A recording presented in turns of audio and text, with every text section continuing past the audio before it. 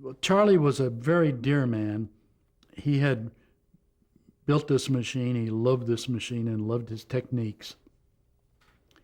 And my brother and I, by then, were spending our downtime in the summers over working in his shop with him, building machines, rebuilding.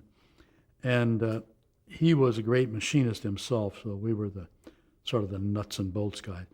But it was very obvious that little by little, magnetic tape has a certain hiss to it, as you know.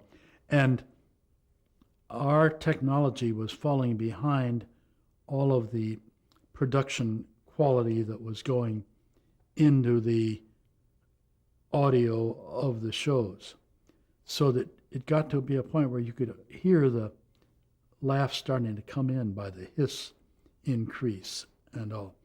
And then it just was time to get a better quality throughout. And try as we may, we didn't move Charlie with that. And he was not a stubborn man, but he just would smile and grin and say maybe someday. Well, someday finally didn't come, and so we packed out.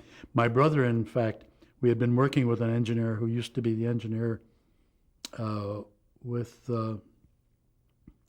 Steve Allen at the Steve Allen Theater. And he was with NBC also, the engineer.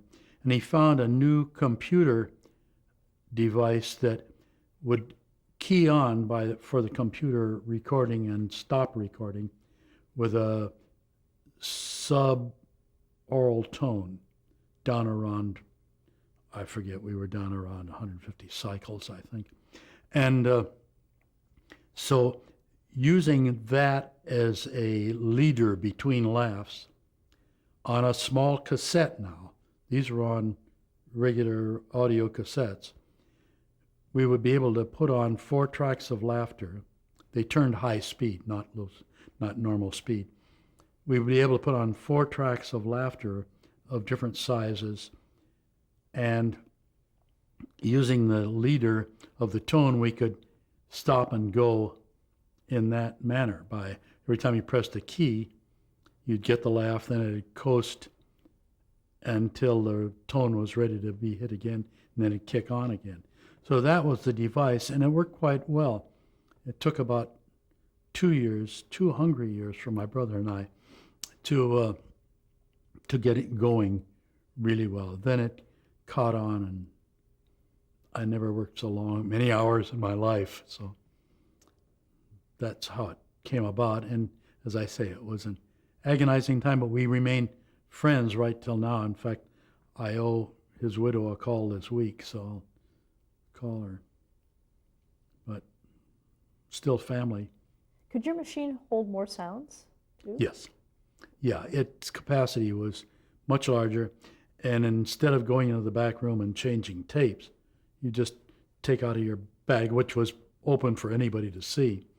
You take out the cassettes that fit the venue and the show, and pop in the new cassettes. So more and more the demand came on space when stereo came in, because now we had to double up on everything. And so, yes, it did hold more, to answer you directly.